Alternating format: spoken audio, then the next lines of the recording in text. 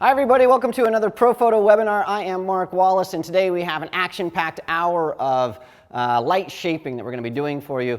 But before we jump into all of this, I want to make sure that you understand how you can ask questions. You can do that by watching at prophoto.com/live. There is a chat window there that you can ask us questions, and I will have a little iPad out here that I will be looking at those questions. They're going to be, actually there are two people that are, one person is in Sweden and one person's in the East Coast of the United States, and they are feeding me those questions, and they are both from ProPhoto, and so they'll also be participating with you in that chat window to answer some of your questions, and we're going to get to as many of those as possible.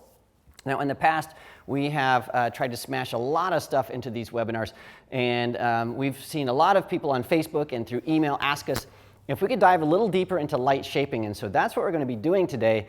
I'm going to be setting up just two light setups. One is a high-key, very bright, cheery, colorful setup, and then we are going to be doing that for a little bit, and then we're going to go to a low-key setting, which is very shadowy and dark. And I'll also be showing you how you can shape light on a white background. We're actually going to make this white background turn dark, so it's going to be black with some shapes, and it's going to be really fun. We're going to be doing some stuff with gobos, and so lots of fun. So we're going to slow it down a little bit so we have plenty of time for you to ask questions during this webinar. Also, I need to introduce two people to you. So our model today is Alexis Catherine. Come on out. And then also Jared Platt is here today. And Alexis and I are going to be launching on a world travel trip. I don't know, yes. It's not a tour, but we're going to be traveling the world for a few years. And because of that, I'm not going to be able to do these live webinars with you anymore. And so Jared is actually going to be doing those. And Jared and I are good friends. We've known each other for a while now. So Jared, tell us a little bit about what you're going to be doing in these webinars, because our shooting style is a little bit different. Very different. So I'm a wedding and portrait photographer, but most of the time I'm on location in very strange places, like on cliffs and mountains and desert scenes and ocean and wherever I can go. Out and about, right? Yeah, and so I rarely find myself in a studio, even though sometimes I'm there, like today. Like today. So what we're going to be doing is we're going to kind of take the webinar in a bit of a different direction, and we're going to be doing most of what we do on location. With the B1 heads and modifiers. So we're going to be doing a lot of lighting and light shaping and stuff like that, but on location in some of the most inhospitable places. I've always said if you can learn to light in the sun of Arizona, you can pretty much light anywhere. Absolutely. So we're going to take people out into the harshest environments, and we're going to do a lot of lighting outside. So it'll be a fun direction. Yeah, it's going to be fun because I've done so many things in the studio with ProPhoto. It'll be fun to see someone who's a master of light outside and balancing all that stuff. And Alexis and I are actually going to be interacting with, we're still going to be using some ProPhoto stuff as we go on occasion in different parts of the world. And I don't know if I mentioned it before, you can read about our journey on our blog, spontaneousworld.com, and it sort of explains what we're going to be doing. But occasionally we'll try to, if we're in a major city, get some stuff and make some videos and sort of show how we can shoot on location as well. Well, so I'll be watching. It's going to be a lot of fun, and so I'm looking forward to watching you as we're on the road doing stuff. All right, well, I want to dive in and sort of describe the kind of stuff that we're going to be doing today. The first setup that we're going to be doing is normally it's called high key. It's a high key setup, and high key is just a definition of a lighting style where you have a lot of white and a lot of light in the scene. And so what we're going to be doing is Alexis, so I'll just call her Lex, come on out here for just a second, and that way we can sort of transition you from the corner over there to your, like you were stuck. So we had her crammed over into the corner. What we're going to be doing is we're going to be sculpting light, and so I'm going to shift you over here to the camera. We're going to be sculpting light on her face where we have some highlights that are just hitting the sides of her cheeks. We're going to be doing that. We're going to be using a parabolic umbrella to sort of make her face shiny in a good way, so pleasant specular highlights. We're going to be doing lots of stuff where she's sort of being cheery and happy and smiley, and then, yay! And then behind her, we're going to have this white background, and we'll show you how it's going to go from a dark background to a brighter background to white. And we'll show you how to get everything white and how to balance all of that stuff. So if you want to have a seat just for a second, Morgan and I will get started. I haven't introduced Morgan. Morgan, come on out. Morgan is my assistant, And he's helped out in, I don't know, how many of these things have we done together? 5, 6, something like that. And so he's going to be helping me along the way. You have a fan club out there, by the way. People are like, well, Morgan's awesome. So we'll be doing that. Okay, so the first thing we want to do in this lighting setup, by the way, the other thing I forgot to mention is we're going to be doing this in a way that's a little bit different, because in the past, one of the things that's sort of misleading about webinars and videos that you see on the web about here's how you set something up. Normally we set everything up in advance, make sure it's dialed in and perfect, and that way, because of time constraints, we'll just set it up and it just works.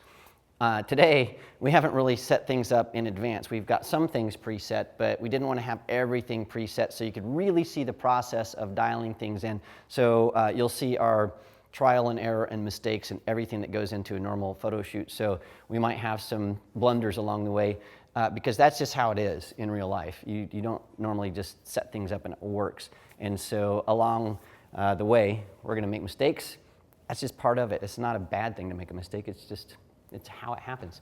Okay, so we're going to start by shaping the light. And what we want to do is I'm going to start with actually the highlights, the specular highlights on Lex's cheeks. And what I want to do, I use for that, this is going to be just a headshot. And so what we're doing is we're going to use these 2x3 soft boxes. And we have these 2x3 soft boxes with grids. These are 50-degree grids. And what that'll do is it's going to give us a nice soft light that's directional, and it will also help to make sure that the light hits her cheeks without spilling into the camera, because we want to make sure that the camera doesn't have light falling into the lens. It's going to help us control the light spill. Also, if you're wondering why we have all these cloths on the ground here, none of the shots that we're doing need the floor to be seen. And so to help the studio out, we made sure that we put these down so that we didn't get their cyc all dirty. So that's just sort of a polite thing to do. We want to make sure they don't have to repaint it after we're done. So that's why those are there. Okay, so what we're going to do is, Lex, if you'll come out in a second here. She's going to come out, and we'll have her stand here, and we'll just start building this light out. The lights that we're using are the Profoto B1s. And in the past webinars, we've used these guys in, well, before you come out, Lex, I'm going to show one more demo. We've used these in full TTL mode. Today, we're not going to use these in full TTL mode. We're going to use these in full manual mode to show how we're metering the light. A lot of people have asked, can these be used with the normal air remote? Can you mix these with the D1 or the acutes, those types of things? And you absolutely can. So we're going to shoot everything in full manual today. And we're treating these like normal studio strobes because that's what they are. So I'm going to show sort of how we're controlling these. And Paul, maybe you can get a little bit close on this. So we're using our air remote. If you can hold this for me, Morgan. We're using an air remote. And this is a little bit different than the remote we've used in the past because it doesn't, this is not the TTL remote that's specific to Canon or Nikon. This remote will work with any camera. So it could be a Fuji, it could be a Canon, Nikon, Olympus, Sony, doesn't matter. We're going to use any of these things. And so the way this works is there's a channel right here. So this says air, so this is an air remote, and then it has a channel. The channel is 1, and then it has a group. This is on group A. And so to change that, I can push and hold sync, and then if I roll this dial, I can change the group. If I push that dial in and rotate, I can change the channel. And so that will become more apparent why we would want to change the group as we go forward. The other thing that this allows us to do is I can change the channel, so we're on channel 1, and the group on my air remote. So I'm going to go over here to channel, to group A, which is what this is on. And watch what I can do. If I want this to go up 1/10 of a stop, I just push this energy button. I just push it once, and it'll go up 1/10 of a stop. Push it again, it goes up. Push it down. So I can change these in 1/10 stop increments, or if I push and hold, that will go up by a full stop. Push and hold, it goes. So I can control this from my camera.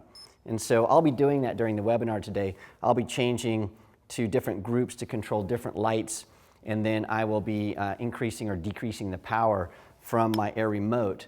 Or Morgan might be changing the power by just rotating this dial. There are two ways to do it. So you can rotate this in 10 stop increments, or you can push and rotate, and that goes in full stop increments. So when we're changing power, just to be clear, that's how that's happening. And that's what we're doing. And then we'll be triggering this from the camera. Okay, so what we're going to do is we're going to have Lex come out here, and we're going to start sculpting this light. And so Lex, I want you to stand about right here.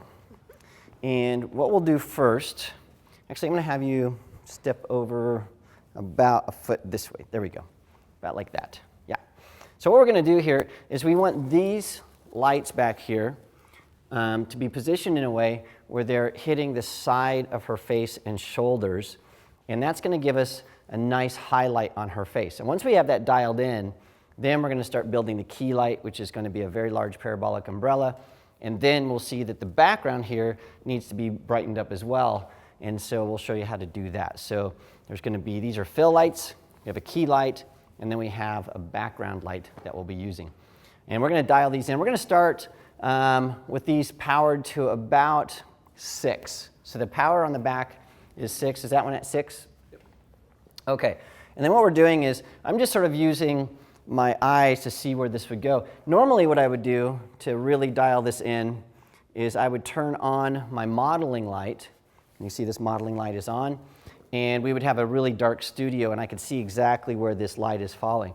Right now, we have a bunch of video lights on, and they're illuminating all this stuff so you can see what we're doing here. And so it's a little bit more difficult for me to see exactly where the light's falling. And so what we're going to do is we're going to do a little trial and error to see how that goes. By the way, that modeling light is an LED modeling light, and so it'll work just fine on the battery power. Excuse me. So the other thing we need to do is meter this light. And the way that we're going to do that, we're using a Sekonic L358. And what this guy does is it has a mode on here. So normally I could use either a sync cable, you could use a Pocket Wizard with this. We're not going to use the Pocket Wizard, we're going to use our Air Remote. And so what this mode has, this very first flash mode, it allows us to push the button on our meter, and then the meter just waits for a flash to fire. And then I can hit the test button on my Air Remote, the fire flashes, and this reads that. So that's how I'm metering the light. I'm pushing this button and then triggering the flash with my Air Remote. So these guys right here, I want these to meter around F8. And if you're wondering why F8, well, just by experience. I've done this setup a few times. So what I'll do to meter this light is I'm going to stand back here, and I'm going to meter off of her cheek. So I'm going to push that. That's metering at about 4. Metering again, it's still about 4. And I'm going to meter this several times because usually with a grid, you have to make sure you meter just right, because if you meter where the light's not falling, obviously you're not going to get accurate reading. So this is metering at about 4. I want a little bit more power than that. So what I'm going to do to increase the power on both of these are both on zone A, I'm just going to push my energy once until it beeps. And I've adjusted the output of power on both of these. If I spin this around, we started this with at 6. If you'll look at this, now it's at 7. So it just went from 6 to 7. So it's really easy to adjust power on 2 lights simultaneously by using the Air Remote. Makes it really, really easy. So I'm going to meter this again. All right, so now we're metering about F5.6. So I'm going to give it just a little bit more power. And then we'll meter one more time. So yeah, now we're metering at 7.1. Actually, we're metering it at 9. Okay, so we're metering at 9. Perfect. This guy here needs to be shifted just a hair. And this also, metering will help to make sure that Lex is centered. So if this side of her face was, let's say we have you shifted over here about a foot. If she was metering a lot more on this side than this side, then we'd know we need to sort of just shift her back to make sure she's centered. By the way, models don't like it when you shift them around. But Lex telling me, you stop shifting me. So we're going to start there. And so that's metered at F9. And I'm going to start shooting, and I'm tethered, and I want to just get a taste of what this looks like. So what I want is light that's just a little bit hot on the sides of her cheeks. And I want to have a dark background and a silhouetted Lex. And so for this, I'm already seeing an issue, and I'll show you the issue. So I'm going to take 2 pictures here. Oh, and I need to put my remote on my actual camera. So we'll trigger the flashes. So I'll take my first picture here. Got that. And then I'll show you the problem I'm having that we need to adjust really fast. Okay, second shot. So I'm going to show you two photos side by side. This first photo that we have, I'll see if I can spin this around so you can actually see me. This first photo that we have these highlights that we wanted. The problem is we just have her right at the collar. And if I zoom out any, you can see that I've got issues with those lights being so close. And so to change this, what I'm going to do is I'm going to have Lex actually move forward to about right here. There you go, just like that. And then what we'll do is we'll change these so they're just a little bit more directional to her cheeks. Just like that. And we're going to leave the power where it is. I'm just going to meter again and see what that does for our metering. Because you'll see we're going to season this to taste as far as the look of the lights on the background. So we'll take a little meter reading here. Yeah, so now we're down at 7.1. So we lost just a little bit. So we're going to adjust this down just a little bit to, we'll zip down to 7.1. And now I can zoom in a little bit. We can do some vertical shots. Do a shot like this. And also I can back up so I can narrow my angle of view. That's the other thing I needed to do. Perfect. So Lex, give me a little smile there. And it doesn't matter that she's smiling or not because all we're getting is a silhouette. Just a silhouette. And so we'll show you this as well. So you can see here that we've got just the silhouette, these highlights on the side of her face. And that's a good starting point. I like that starting point there. We're going to have to tweak these just a little bit to make sure that we don't have lens flare, which we're getting right now. But we're in a good place to start with. All right, the next thing we want to do is we want to bring out our key light. And our key light is a parabolic umbrella. And I love this thing. So it's right here. It's this big parabolic umbrella. Now, the nice thing about this is it's going to give a really nice shape of light on Lex's face. So we're going to have rapid fall off on the side of her cheeks and her face. But that's going to not be apparent because we have those highlights that are shown. The other thing is because it's such a large light source, I'll actually be able to stand right in front of it. And this light is just going to wrap around me and it'll be just fine. So we're going to turn this guy on. And this guy I want to meter at about, I think I want to have it metering at about f8, around there. So we are shooting right now at f7.1, so we'll underexpose those background lights just a hair. So Morgan, I'm going to have you hold this and this push and hold, and I will meter this light.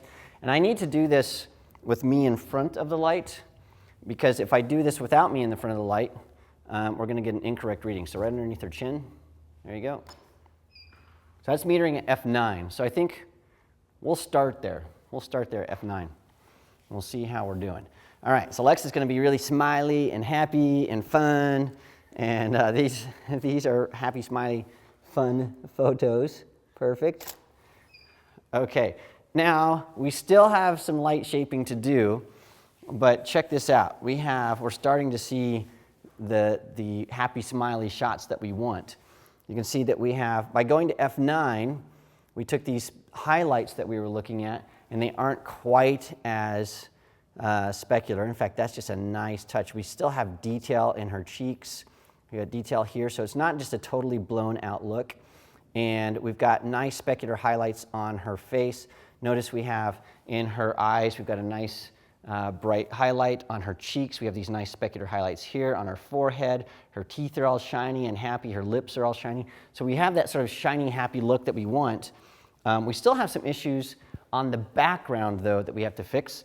Before we do that, I want to make sure we have our position of light all dialed in. So I'm going to move this back maybe a little bit farther. Move this back. We're going to have to meter one more time. I want to make sure that we're still at about 9. I'm just going to move this back just a little bit. All right, if you can meter again right underneath her chin. Bam, and we're at 6.3, so I'm going to increase my power here. We'll do that. And so let's do that again. And it's at 13. Oh, too much power. Too much power. Okay, one more time. And just hold it up there. Yeah, so now we're at 9. And that's a nice thing about having a meter that reacts to the light like that. Morgan can just hold it, and as I'm adjusting power, I can actually see the readings. It's really, really cool. Okay, we're going to take a couple of pictures. These are all going to be happy, smiley, really fun. Perfect, perfect, perfect. Yay! These are fun. Exactly. Okay, so these are very target, look at me, I have a blue shirt on pictures. They're so cool. And this setup works great, by the way, for kids. This setup is inspired by a setup that Jack Reznicki did. That I don't know if I saw him in the studio or on a video, but he did a very similar setup to this. And so for little kids, you can do the same thing. The difference is, if you're shooting little kids, they're going to be low to the ground. You're going to want to do a full-length shot. You need a little bit more room. And the other thing you would want to do is these soft boxes, you'd probably need maybe a 4x6, a larger softbox or a strip box, so that you would have highlights that extend through the entire body. And so that's the switch that you would make there. Or just put these really low to the ground with a boom arm. But this setup works great for any kind of happy, smiley kind of stuff. Okay, let's take a look at our Lightroom really quickly, and what we'll see is we have one big issue, and that is we want this to be a high key setup where the background is white, and we can see in these shots the background isn't white, it's gray. We've got a little bit more light on this side than we do on this side, so we want to fix that in some way. So I'm going to fix that really fast, and then we're going to go to questions because this is chugging right along. So the way we're going to do this is we're going to grab another light, and this is just a normal Profoto B1 head. We're going to turn this guy on, and right now it's at a power of 8. We're just going to start there, and the thing that we've done is we've put this on group C, and that way I can change this because it's going to be elevated a little bit. So what we're going to do is we're going to have Morgan is going to be moving this for me, but we're going to put it up a little bit. So we're going to put this up in the air just a little bit. And we have this just sort of throwing light. There's no light modifier except for this reflector on there. And this we're going to put sort of close to Lex. So as close as we can get without this coming into our photo. Because what we want is we want this to be on-axis light that just comes back here and illuminates this background. And we put this reflector on here because what we want to do is we want to try to restrict the light enough that it doesn't cast shadows from these two softboxes. So we don't want the light to hit these and then have shadows on them. So we're going to try to do that. Normally, if you had, let's say we had enough space and we had 2 or 4 more lights, you could come back in the back here and put some shallow white umbrellas and cast really nice soft diffuse light. We don't have 4 more lights or 2 more lights, we have 1. And so we're going to do it this way. So Morgan, we're going to position this light. So I'm going to look through my lens and see how close we can get to Lex without getting this in the shot. And so you can get a little bit closer, keep coming closer, keep coming closer. About right there is good. And then make sure, yep, that's shining on the background. Cool. I'll try my vertical shots to see if we have enough. All right, we're just going to take one quick shot just with the light as it is. We haven't metered it at all. And in fact, I'm going to do a horizontal shot so we can compare the 2 horizontals. Very happy, smiley. Yay, I have a blue shirt on. Yay. Okay, so let me compare and contrast these 2 shots. So the one on the left is before we added that background light. The one on the right is after. And we can see that we have a shadow. We do have a shadow on this side, so we have to be careful of that. We might have to adjust our light over here just a little bit, just sort of move it out just a hair. That's about it. The other thing we can do is we can move this back just a hair, so we're not shooting between those lights. So we're just directing the light between those. And then I'm going to take another shot really fast. And notice I didn't meter the light yet. We will meter the light to make sure it's dialed in. And so yes, perfectly happy. I like that. And so, what a fun shot. This is great. All right, let's take a peek really fast, and then I'll explain the metering on this. Very high key shot. One thing I would do to this is I'd make it a little bit more punchy with some contrast, and so we're going to do that really fast. I have this actually set up in Lightroom. I've got a little preset here. I'll do that. That makes it a little bit punchy. And we have our high key setup. So let me explain why I didn't meter this background light yet. When I set this up normally, like I did, this white background back here, if there's too much light, you can tell almost instantly because the light's going to be reflected. It's going to hit the back of the person. You're going to start to see that the hair turns into something that looks like it's been melted a little bit. And also the light's going to go past your subject into the lens, and the contrast is going to start lowering on the photo. So I didn't see any contrast being lowered on the photo, and on the histogram I could see that we were getting white, and so that's why I didn't meter it. But we could meter it because this is f9. What we want the back to be is f9 or 10, around there. And so Morgan, why don't you just go back there and put that on the wall, and I'll meter this really quick and we'll see where it's metering. And what's that metering? 7.1, so it's a little bit darker. Yeah, so it's about 7.1. Also, don't forget that there's light coming from this big parabolic umbrella as well, and so that is adding up to give us some nice white light.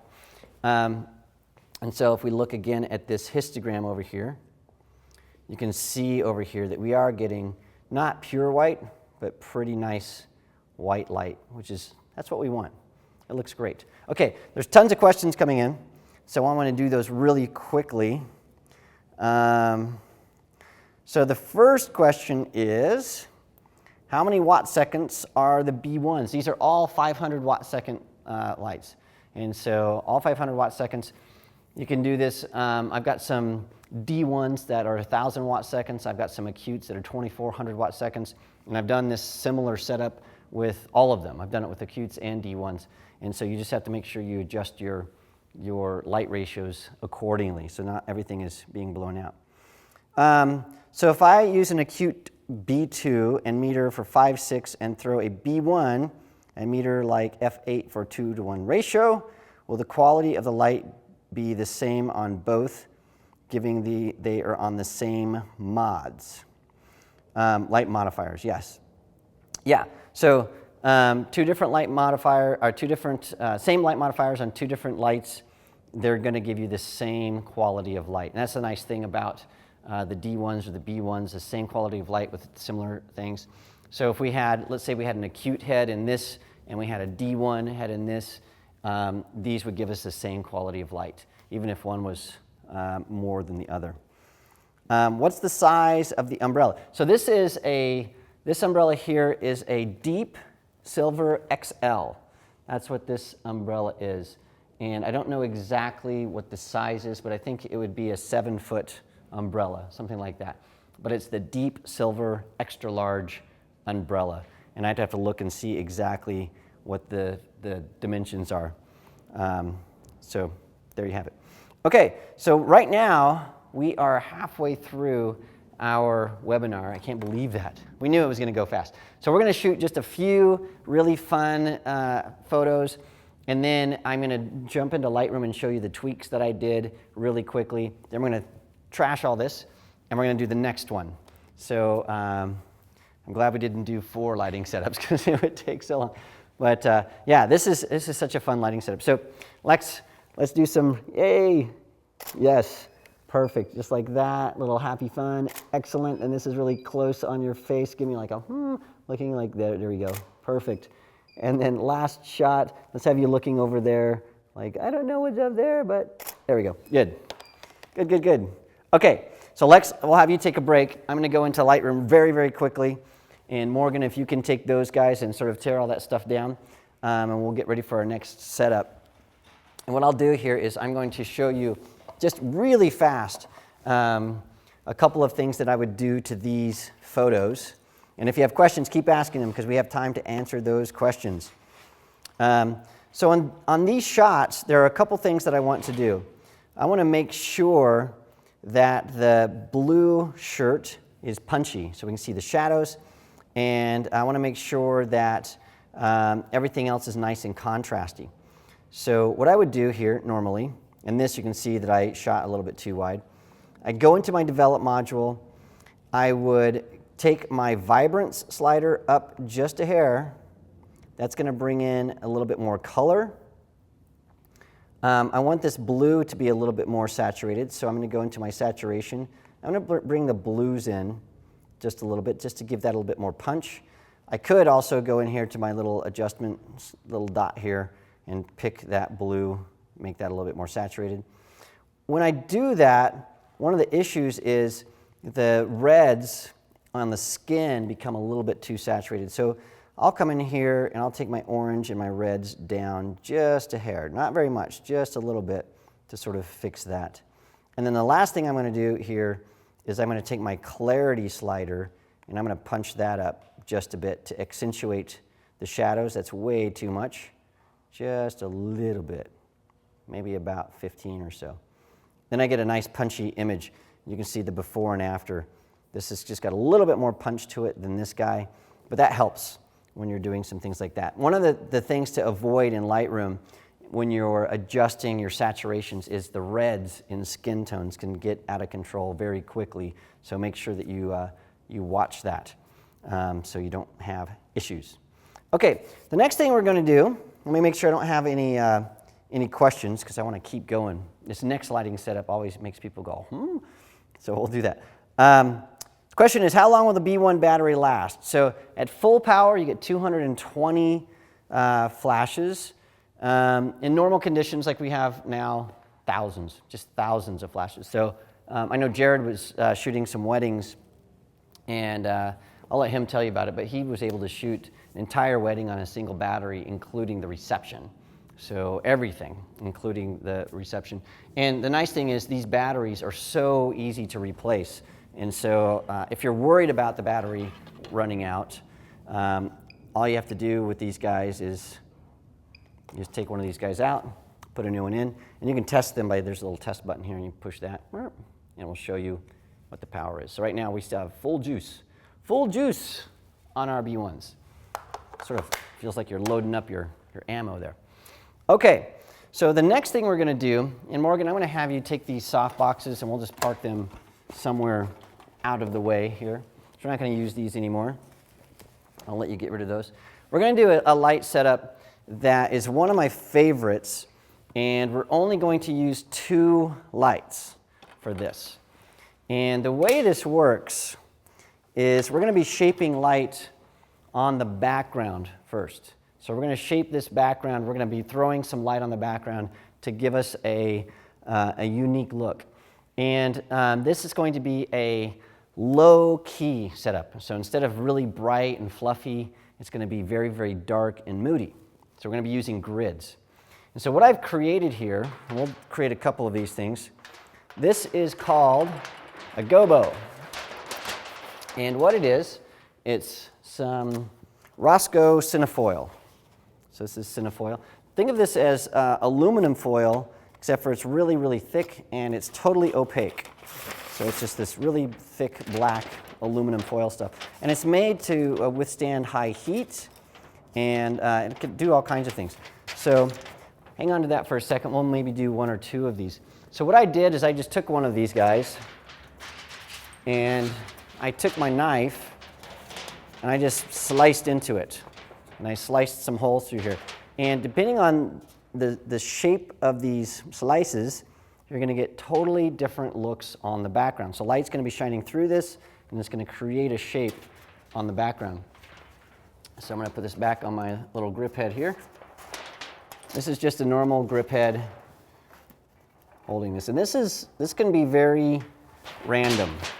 So you don't have to, it's not a specific pattern. I just took my knife and just sort of did some jack-o'-lantern cutting on here. So you can make small slices, big slices, squirrely slices, spiral slices. It doesn't matter. Do whatever you want, and you'll see that you get some very unique looks. So we're going to put this over here.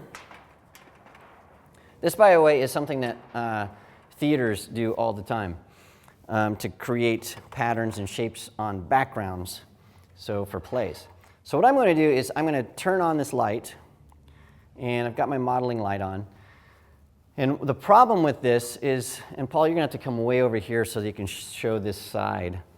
The problem with this is we have light that's being shown on this entire sheet. So I'll let Paul zip over here so you can see this.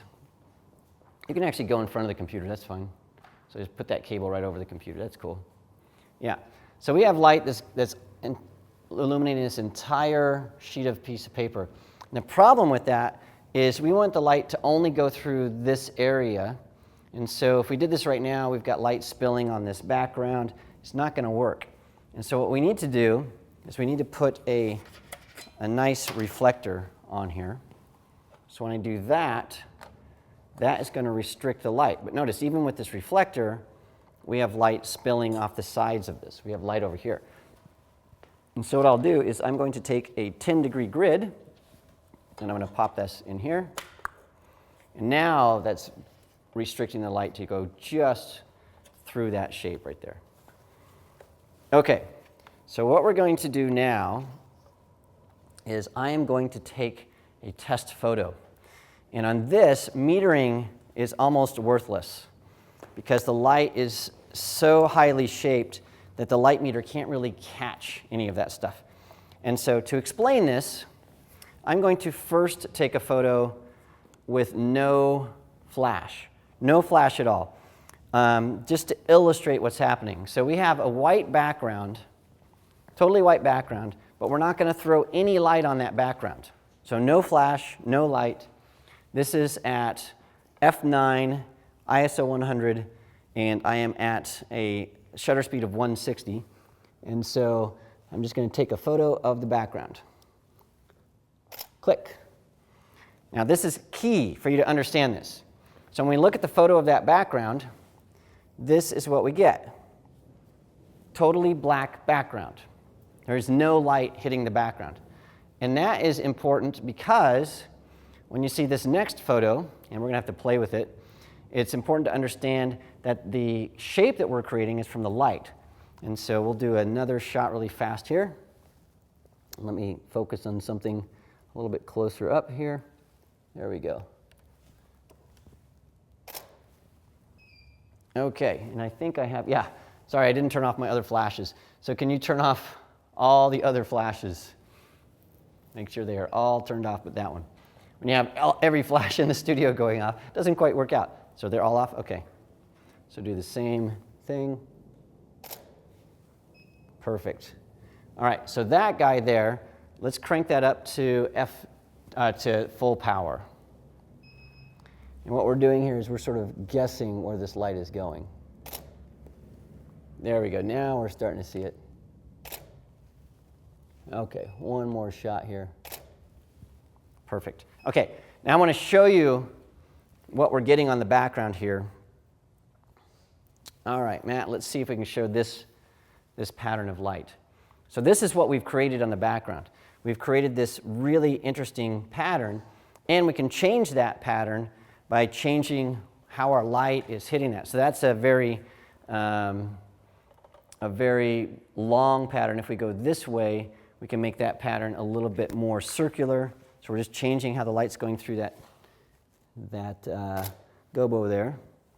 Now you can see that this is a little bit more of a, instead of shining across the entire thing, we're shooting right into the background. So we're creating these shapes on the background.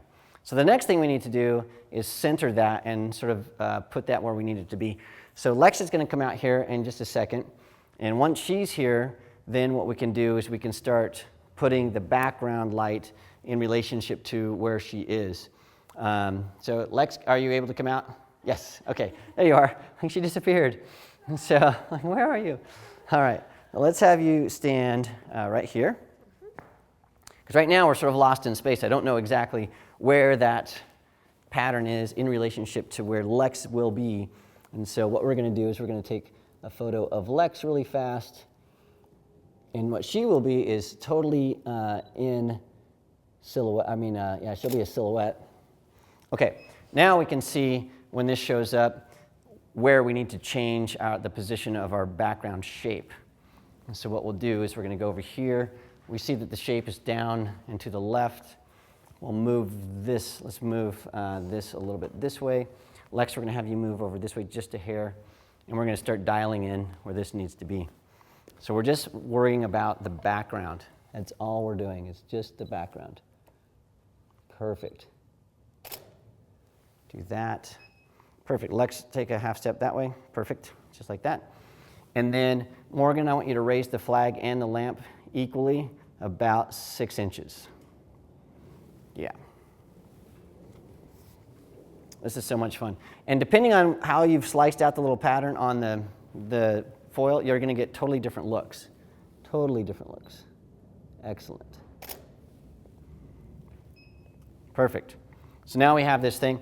The other thing we could try, just to get a different look, is we're just going to shift this just a hair, like that.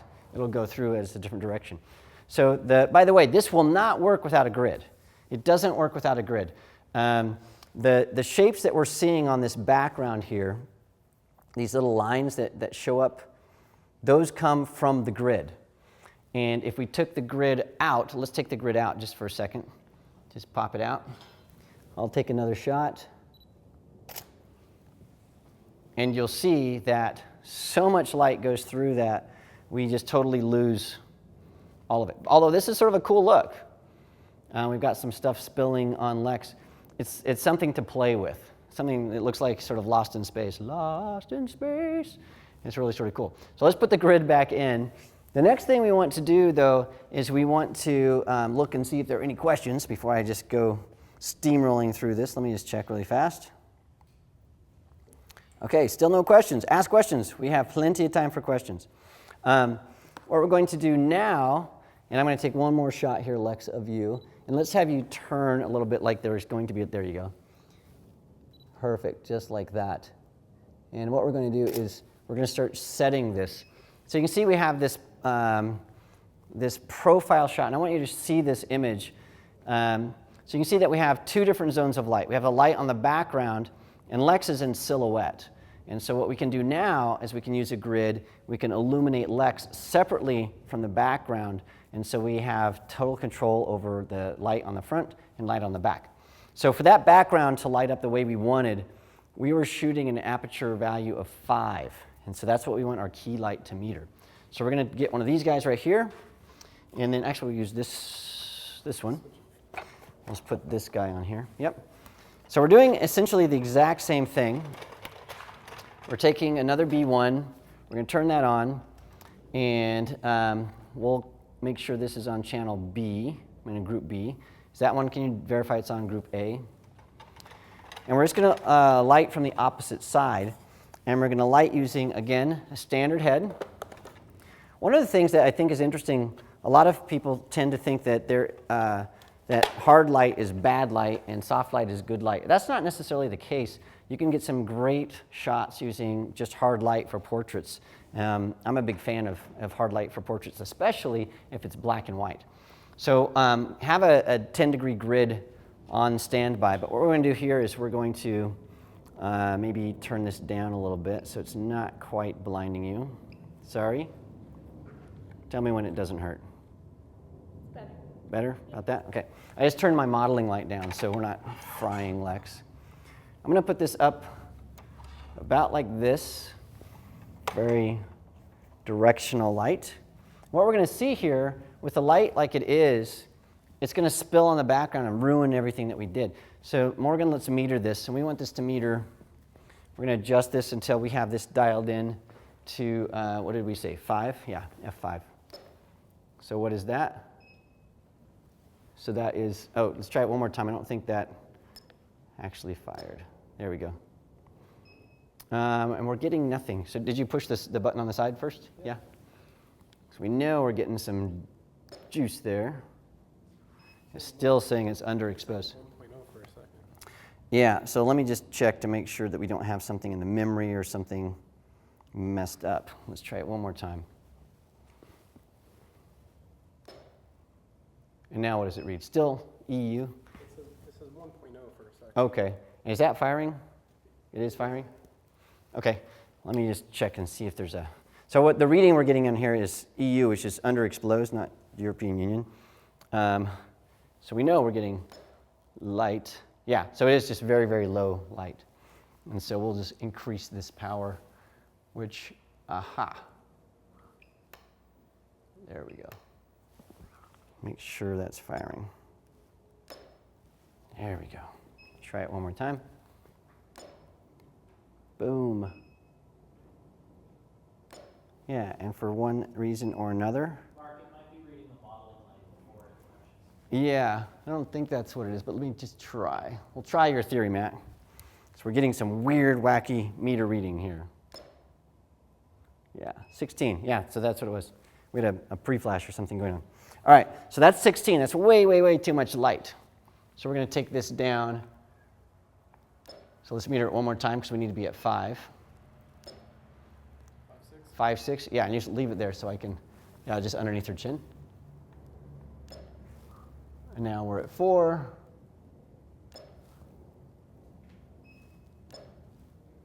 There we are, 5. Okay, perfect. Now we're going to take a shot. We're going to leave that out for a second because we're going to put a grid on that.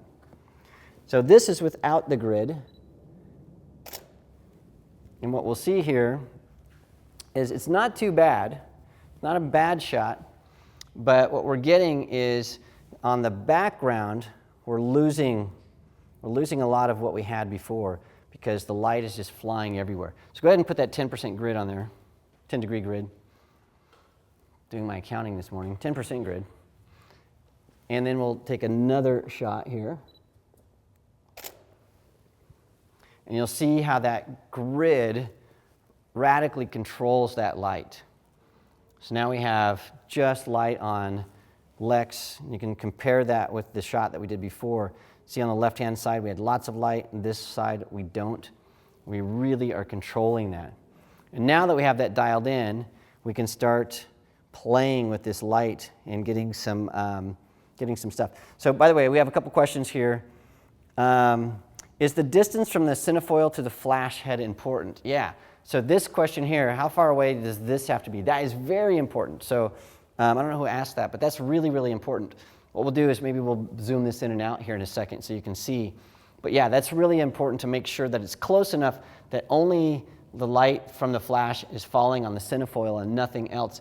But you can actually move it closer and farther away, and it will change how the light falls through that and how the little lines show up. And also by changing the grid on this, you can get different shapes. It's really fun. If we had time, we'd just play with this part for a while. Is the modeling light daylight balanced? So no, the white balance on the modeling light is 3200 Kelvin, so it's a tungsten white balance. I'll make sure that I have everything there. Okay, we're going to take a couple of pictures, and just so we can play with this and show you what this looks like, and I'll do what I would normally do in post, which is desaturate this a little bit. So Lex is going to look just like that. Is perfect. I love that. Good. Turn your left shoulder toward me just a hair. There you go. Beautiful, beautiful. Okay, excellent. Yes, perfect. Perfect. These are so great. I love these. Lex is an excellent model. So now we have these. What I would normally do in post-production on a shot like this, and if we wanted to, by the way, we could add a third light and add some more light to her hair. We could add a reflector. We could be doing some things here. I sort of like this really, really low-key, contrasty look. But what I would normally do in my post-production is I would desaturate this, just take the saturation down. I don't want to lose all of the skin tones, so I'm going to go down by about -19, 20 over here on my saturation. Because things that are strong in shape like this tend to be monochromatic, and I want it to have that monochromatic look. I'll also go in here, take my blacks in just a little bit, and then I'm going to bump up my contrast just a hair and my clarity just a hair. Clarity, you have to be really careful, so I'm going to go about 4 on this. And now you can see on this, the before and after. It's just very subtle changes, but I like that desaturated look. It looks pretty cool. Okay, Morgan, let's do this. Just to show people what happens, let's have you move that light very close to the cinefoil. Yeah, just like that. So this is much, much closer. I like that look, Lex. Good. Okay, and then move it farther away. That's good, about like that. A little bit more farther away. Okay, and then what we'll do is I'll show you the difference on the background between those two shots. So you can see that when we move that around, if this shot will come in shot, There it goes. See how that background changes based on that. And the other thing, let's take, we have a 10-degree grid in there? Put a 20-degree grid in there. And we'll show you that there's even more that we can do with that. And then let's move it a little bit closer to the cinefoil. So about split the difference there, about like that. And then move it to your left just a hair, because I think there you go. There you go. And Lex is looking perfect there. Good. Good, good, good. And now move it really close to that cinefoil. There you go. Perfect. And then just take the grid out. Leave it where it is, take the grid out. And then move it even closer to the cinefoil. So we're going to see if we can just shoot without a grid through the cinefoil, just so you can see what that grid's going to do. Okay, so 3 shots in a row. The first one on the upper left is when the background or the light was a little ways away from the cinefoil. The second one is when we moved it close, and then this third one here is when we took the grid out. So with different shapes of slices on the cinefoil, different grids and different distances, you can get radically different backgrounds. So it's really, really fun. Okay, I'm going to see if we have enough time for questions. Thanks, Lex. You can turn that off, because we're out of time, just like that. Bam.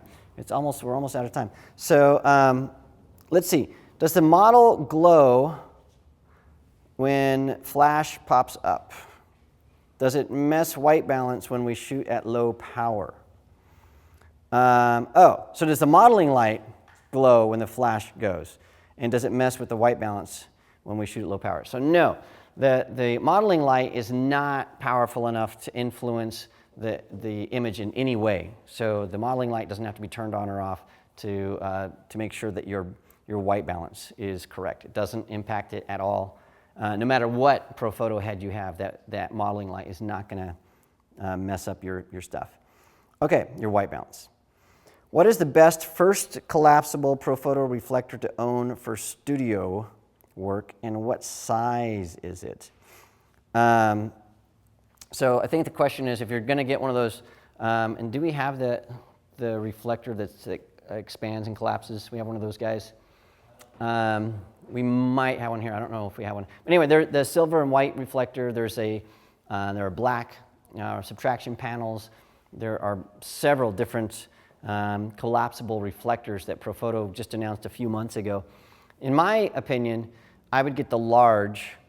It's the large silver and white reflector for studio work.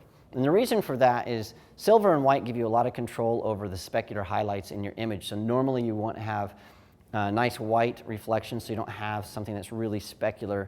But if you need a little bit more punch, you can flip that around and you've got silver, and that will give you a little bit more fill. I use the silver side a lot for clamshell light. So a butterfly setup with the reflector underneath, I use the silver all the time. But for side fill light, I use the white. So the large silver white, that's what I recommend for that. And I think we used that in the last webinar a few times. And I know we did it in the first couple one. Okay, it looks like those are all of the questions. I'll refresh this a couple of other times. What I wanted to make sure you understand is we have another webinar coming to you, and Jared is going to be doing that. So Jared, come on out. Jared's going to tell us all about what you're going to be doing, because this is it. I'm done. This is my last, well, I don't know if it's my last ever webinar. I wouldn't say that. But for a while, this is my last live ProPhoto webinar. Congratulations now I'm on passing the torch. Yes, travel. It's going to be awesome. So tell us what you're doing, and I'll leave you to it. So we have the next webinar coming up on the 23rd of April, and we're taking one head out into the desert in the worst light we can possibly find, and we're going to make some amazing images at noon. So high noon. Like high noon. That's right. We're going to take them out, and we're going to show you what we can do with one ProPhoto B1 head out on location with the worst light possible. And we'll have a couple modifiers with us. We'll have that reflector with us that you just talked about. So we'll have a couple modifiers and an assistant, and we're just gonna rock some shots out in the middle of nowhere. You're going to show us how to balance that nasty sun That's right. with the. We're going to be doing a lot of balancing of sun and flash, and we're going to be talking about how to deal with your different positions. If the sun's, if you have to shoot with the sun to the side, whether it's to the back, and we'll do some pretty cool stuff. That's awesome. But because of the challenge of this on location, what we're going to be doing is we're going to be pre-recording the on-location portion, and then we'll come into the studio and do the live question and answers, and we'll talk about the modifiers and stuff like that. So it's kind of a hybrid because most of what I do is on location, and we don't have a internet connection. Big studio truck and switchers and So- what people don't see is this huge setup over here of everything it takes to do live broadcast. That's right. So it'll be fun though, and we'll have a lot of fun. We'll have a lot of interactivity here in the studio while we're showing stuff that we did on location. So it'll be Awesome. It'll be awesome. Hey, I have to make sure I mention one thing. So yesterday we had an issue where we almost weren't able to shoot in this studio. It came down to, I think we had like 10 minutes before we had to decide if we were going to pack everything up and go. Tether Tools was very, very gracious. They cleaned their studio out. They had everything ready for us to go there just in case. And we want to make sure we say thanks to them because they did a bunch of work to prepare for us to go use their studio. Just in case. And then we didn't go over there. So thanks to Lauren and Josh and Tether Tools. And the Tether tables, I mean, I live and die with them. So Tether Tools, we want to say thanks so much to them for all that stuff. And thanks to Morgan, and thanks for, I think Lex is now back in the back doing something, getting ready for her next gig. And congratulations, I can't wait to see what you do. It's going to be awesome. Wow. Yeah, and I'm going to Have miss fun hanging on out. your travels, I and will. we'll all be looking in. All right. Spontaneousworld.com, you can see all that stuff. And we'll see you on the 23rd. 23rd, April. All right. We'll Thanks see for you all joining us, there. everybody. We'll see you again next time. See ya.